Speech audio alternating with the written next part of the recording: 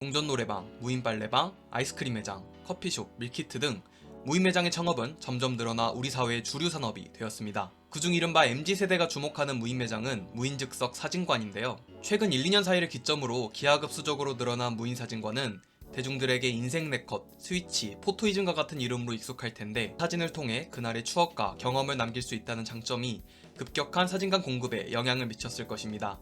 코로나로 인해 직접적 타격을 받은 동전 노래방과는 상반되게 코로나 수혜 산업이라고 볼 수도 있는 것이죠. 2년 뽑기 동전 노래방을 이어서 즉석 사진관이 무인 매장의 트렌드를 이어가고 있습니다.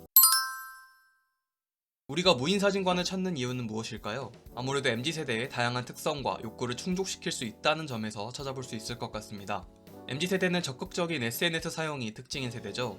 또 남이 아닌 나를 홍보하고 가꾸는 것을 좋아하는 세대에서 즉석 사진관만큼 효과적인 수단이 없습니다. 길거리 어디에나 찾아볼 수 있는 즉석 사진관, 구경이나 해보자며 들어가 보면 그동안 다른 사람들이 찍었던 사진들이 나열돼 있고, 나 자신을 꾸밀 수 있는 머리띠나 선글라스 등의 액세서리가 즐비하고 있으니 또 들어온 김에 하나 찍자, 이렇게 되는 거죠. 사진을 찍기 싫어하는 사람들도 내가 모르는 사람이 인위적으로 찍어주는 사진이 아니라 내가 혹은 내 친구들이 직접 구도 잡고 편집하는 그 과정 자체에서 이미 사진에 대한 거부감은 사라지고 추억만 남는 거죠. 그렇게 찍은 예쁜 사진을 내 SNS, 흔히 스토리라는 접근성 좋은 매체에 공유하며 친구들과의 우정도 자랑하고 잘 나온 내 모습도 자랑하는 거죠. 더불어 많은 팔로워를 보유한 인플루언서들도 셀프 스튜디오에서 찍은 사진을 올리며 홍보하기도 하고요. SNS가 기폭제가 되어서 즉석 사진에 관심이 없는 사람들도 다음에 내 친구들 만나면 한번 찍어볼까 하는 생각이 들 것입니다. 요새는 MZ세대를 지칭하는 단어로 나나랜드라는 말을 사용하기도 해요. 타인의 시선에 구애받지 않고 나 자신에게 집중하는 세대라는 거죠.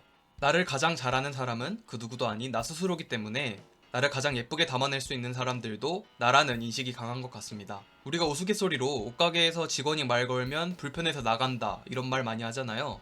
이 심리가 장난으로 하는 말이 아니라 MZ세대들에겐 진심인 것 같습니다. 식당이나 옷가게 갔는데 직원이 너무 친밀감 있게 말 걸면 괜히 불편하고 부담스럽거든요. 직원이 배치되어 있지 않은 무인 매장으로 운영되는 즉석 사진관이 나나랜드, MZ세대의 취향을 제대로 저격하게 된 좋은 예시인 거죠. 조금 진부하지만 코로나 이야기도 빠질 수 없을 것 같아요. 무인 매장이 성행하게 된 원인 자체도 사실 코로나에 있거든요. 최대한 사람의 접촉을 피하고 나 할 거 할 수 있는 매장이 무인 매장의 모토인 것처럼 말이죠. 요새는 이 목적 하나만으로 무인 매장을 찾는 추세는 아닌 것 같지만 어쨌든 무인 사진관의 시작은 이렇다는 거죠. 또 코로나로 인해 세상 모든 것들이 소중해졌죠. 대학생들만 봐도 OT, MT, 축제, 체육대회 등 흔히 대학 라이프라고 하는 굵직한 행사들 다 참여해보지 못한 학번들이 대학생의 절반을 차지하고 있고, 인원 제한이다, 시간 제한이다 해서 사람 자체를 만나는 게 희귀해진 세상이에요. 대학 라이프 없는 대학생들에게 추억을 쌓기란 생각보다 어려운 현실입니다.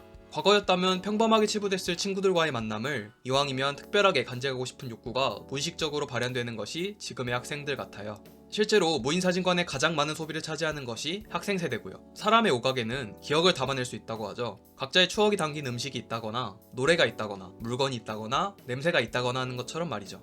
그 중에서도 시각은 굉장히 많은 기억을 꺼내올 수 있는 저장고입니다. 언젠가 찍어두었던 사진을 보면 그때의 기억이 생생히 소환되는 경험을 해보신 적 있을 거예요. MZ세대들에게는 코로나로 인해 이런 기억에 대한 결핍이 있고, 이를 쉽게 충족시켜줄 수단이 무인 사진관이 되는 거죠.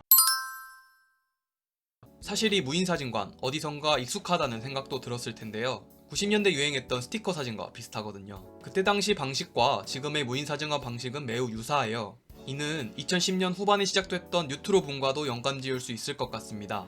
우리는 미래를 기대하면서도 과거를 동경하죠. 뉴트로 열풍의 핵심은 바로 이 심리에서 나오는 것 같습니다.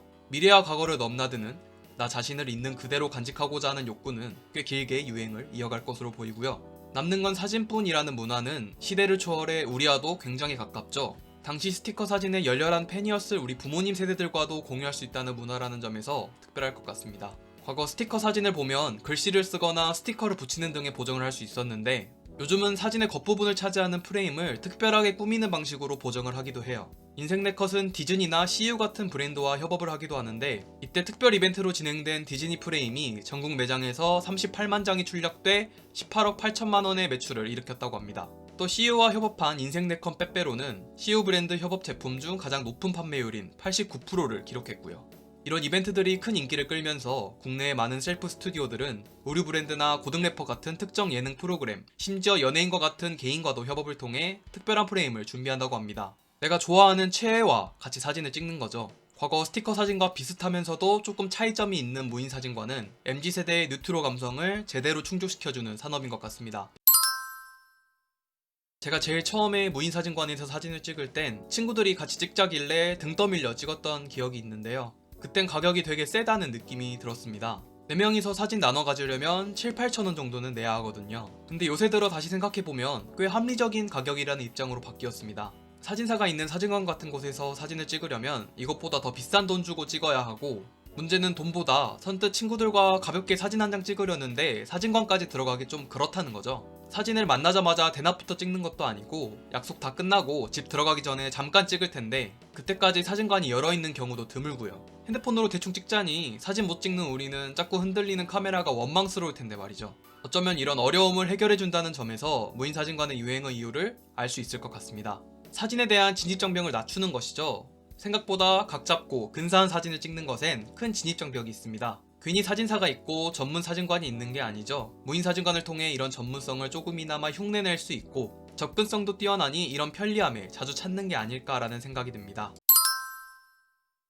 오늘은 무인 사진관에 대해 알아봤습니다. 여러분들은 소중히 간직하고 싶은 순간이나 추억이 있으신가요? 무인 사진관을 통해 여러분들의 추억과 기억이 조금 더 아름다운 순간으로 가득 찼으면 좋겠습니다. 이상 프레상스였습니다.